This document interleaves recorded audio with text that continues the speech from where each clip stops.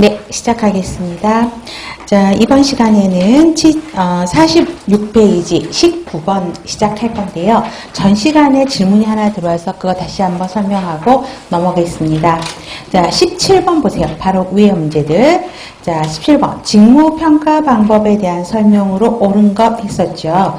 그래서 답은 1번이 그냥 똑같고요. 자, 2번에 대한 질문이 들어왔었어요. 자, 중요도가 유사한 직무를 묶어서 분류한 후 그룹별 특성을 기술한다. 그럼 여기까지는 뭐예요?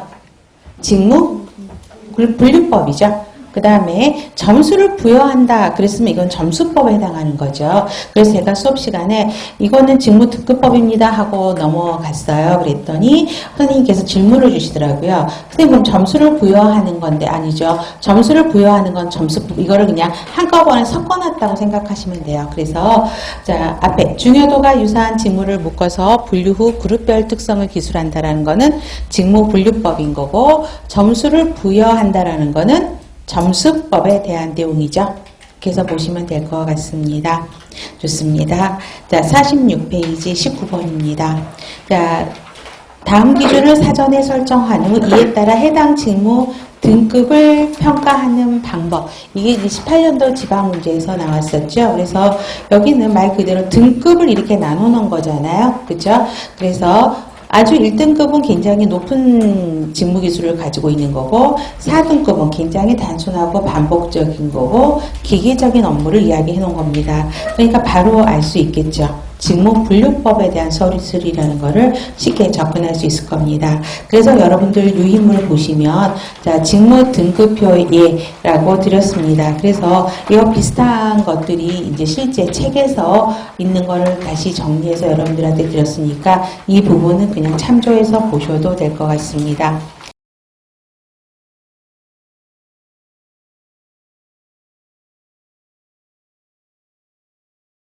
자, 20번. 환자분류 제도를 이용해서 업무량을 측정할 때 세 가지로 나누게 되죠. 직접활동, 간접활동, 건강교육으로 구분하여 측정합니다. 또 이 중 직접간호활동으로 가장 옳은 것. 답은 4번이죠. 환자한테 활력증후를 측정한다. 그러면 대상자와 관련된 기록하고 검사 기록 등을 확인하고 점검하는 거는 그렇죠. 이거는 간접, 그렇죠? 간접 간호 활동이죠. 그 다음에 대상자의 상태를 점검하고 의사에게 보고하는 것도 간접이고요. 간호단위에서 대상자의 상태를 다음번 근무번에게 인수인계도 간접 간호 시간이었죠. 그래서 1번, 2번, 3번이 전부 간접 간호의 문제였습니다. 그래서 지금까지는 사실은 간접 간호가 좀 많이 나오긴 했어요. 보시면 됩니다.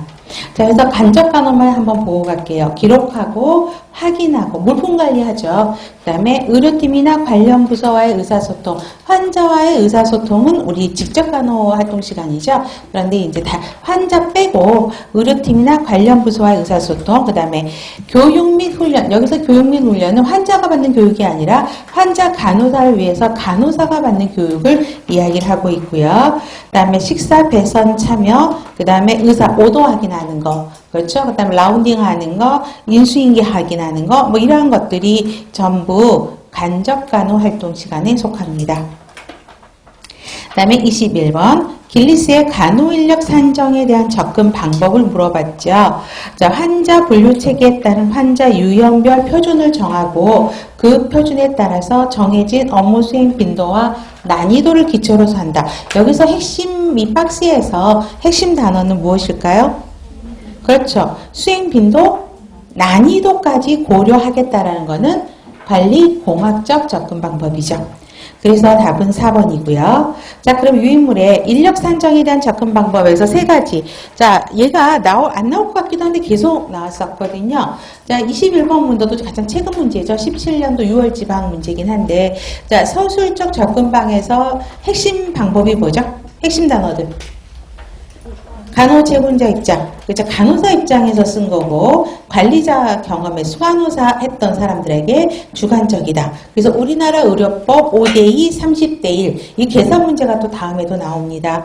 그 다음에 산업공학정에서는 빈도와 소요 시간만 가지고 하는 것이고요. 시간 동작 분석이 같은 말 중요한 거고 또 세 번째 땡도 시간 문제에서 많이 나오죠. 그 다음에 양적인 측면의 조사다. 이게 산업공학적 접근 방법의 대표적인 단어들이고요. 관리공학적은 수행 빈도와 난이도, 그 다음에 두 번째 땡에서 종합적인 데이터에 근거한다 보시면 되겠고, 그 다음에 세 번째에서도 요구도에 따라서 한다라는 것이죠. 그래서 보시면 돼요. 자, 그 다음에 22번 산업공학적 방법을 또 물어봤네요. 그럼 전반적인 개념을 물어보는 것이죠. 자, 그러면 1번은 뭘까요? 1번은 관리공학적에 대한 거죠. 요구도에 따라서 하는 거니까 관리공학적. 2번은 우리나라 의료법, 서술적인 거고 관리자 경험 또 나오고 주관적이란 말 또 나오죠. 가장 대표적인 핵심 단어들로 정리가 돼 있었고요. 자, 3번이 산업공학적이죠.